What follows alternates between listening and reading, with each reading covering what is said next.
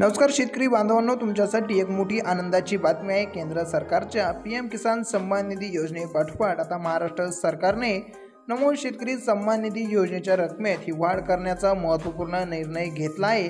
आता शेतकऱ्यांना हे वाढीव पैसे मिळणार आहे। नेमके किती पैसे मिळणार आहे, काय आहे माहिती आणि कोण यासाठी पात्र आहे, सविस्तररित्या आपण या व्हिडिओमध्ये माहिती जाणून घेणार आहोत। त्याकरिता व्हिडिओ शेवटपर्यंत बघा। पूर्वी नमो शेतकरी सन्मान निधी योजनेत शेतकऱ्याला वार्षिक 6,000 रुपये मिळत होते, मात्र सरकारने या रकमेत वाढ करून आणखी 3,000 रुपये यामध्ये प्लस केले आहे। म्हणजेच आता 6,000 रुपयांऐवजी हे 9,000 रुपये मिळणार आहे। तर मग आता हे 15,000 रुपयांचा नेमकी काय विषय आहे तीही आपण पाहू।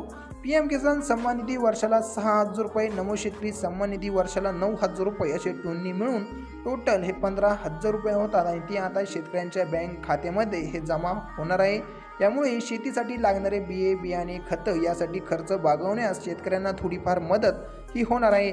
या योजनेचा सर्वात मोठा फायदा म्हणजे वेगळा अर्ज करण्याची अजिबात गरज लागणार नाही आहे। जे शेतकरी पीएम किसान सन्मान निधी योजनेसाठी पात्र आहे ते शेतकरी ऑटोमॅटिक या योजनेसाठी पात्र राहणार आहे। त्यांना वेगळा काही अर्ज करायची गरज ही लागणार नाही आहे। कधी कधी तांत्रिक अडचणीमुळे किंवा कागदपत्राच्या त्रुटीमुळे काही शेतकऱ्यांना पैसे मिळत नाही। अशा वेळी तुम्ही तुमच्या तालुक्यातील तहसील कार्यालयात संपर्क साधा, अर्जाची स्थिती तपासा, कागदपत्रे जसे की आधार कार्ड, 7/12 उतारा, बँक पासबुक सादर करा। ही प्रक्रिया पूर्ण केली की तुमच्या खात्यात पैसे जमा होण्यास ही अडथळा येणार नाही।